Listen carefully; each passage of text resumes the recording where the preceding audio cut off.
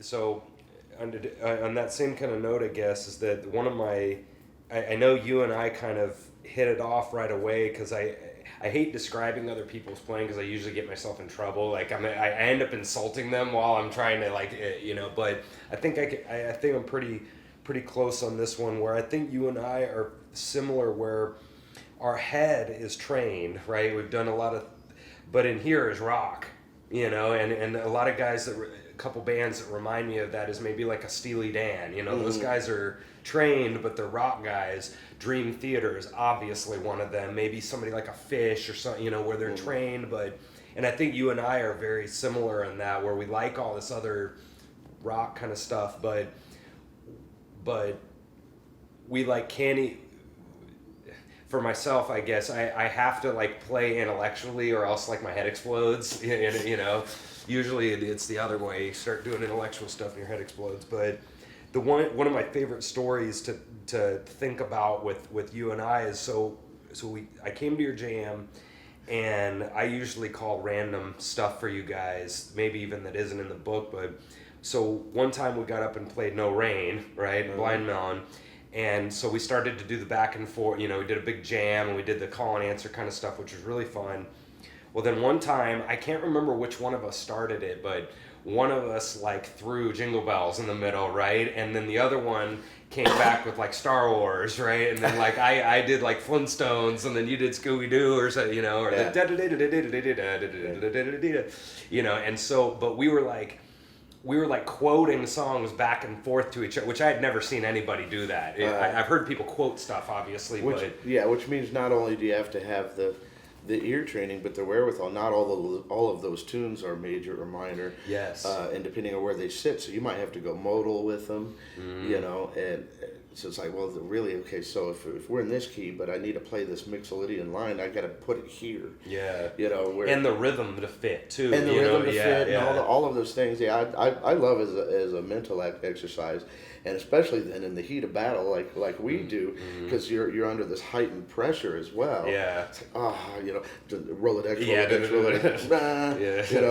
So a combination of even coming up with the tune in real time, coming up with the tune, figuring out what mode it's going to be compared to what key is around us, and even if those harmonic changes are moving, it's like okay, that's not going to work. That's not going to work. But this one will over these chords. That, and that's the kind of stuff that non-trained musicians, I don't think they realize the processes that are going on. It's hard. At lightning speed.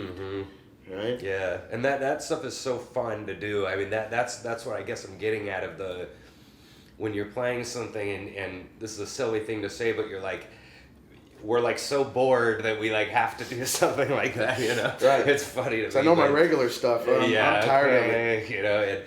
Well, so we did that, maybe a couple times where we started to do the Star Wars stuff back and forth or whatever.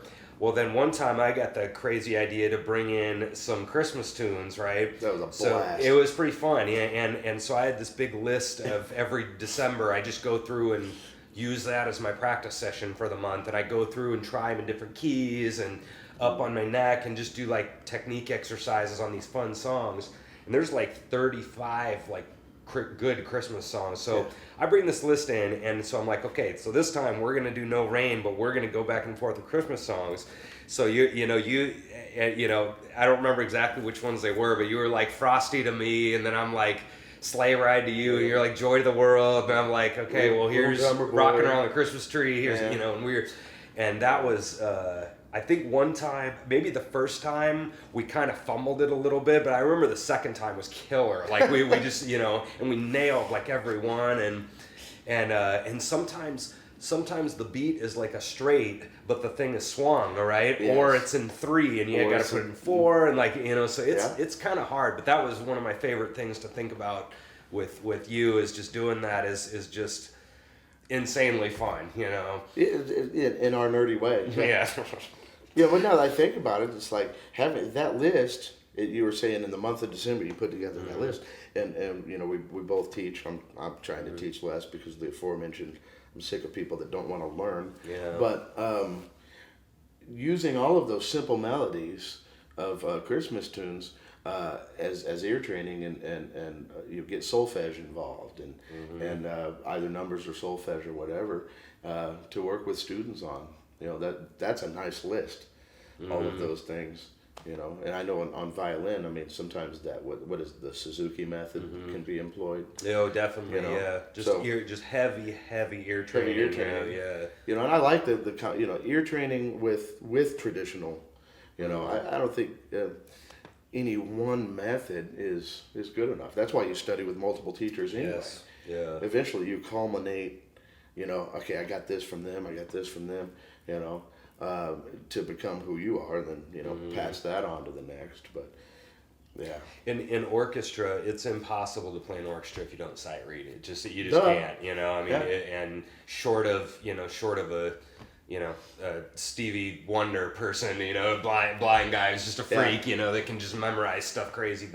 But at the same time, school orchestra, it's pretty much all sight reading, and what we just talked about, sight readers cannot do that. Right. There's no way. And especially if they've never improved or whatever. I mean, few have both. Yeah. And they're amazing. Yeah. Well, a lot of the jazzers have both. Yeah, definitely. They've been trained to. They could read, play in the big band. Yet when it comes solo time, they can solo over a complex harmonic progression. Right.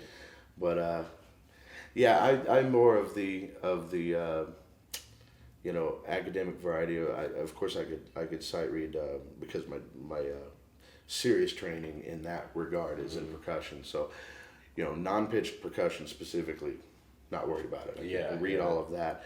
A little bit tougher when it gets into tonal things, Sure. Marimba and such. Oh yeah. And of course it's been years, and I don't use that at all. So.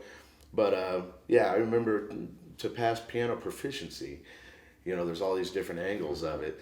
So the more hardcore classical people come in, they stick the music phone and they just play it, blah, blah, blah, no problem. And the rest of us are like E, jeez, until we have it memorized, and then the other parts of where they're saying okay, play play these chords and play something against you, and that's where we excelled. And we're putting all these alt voicings in and all this fun stuff on these. But anyway, so I love nerd stuff. I know. I am a complete music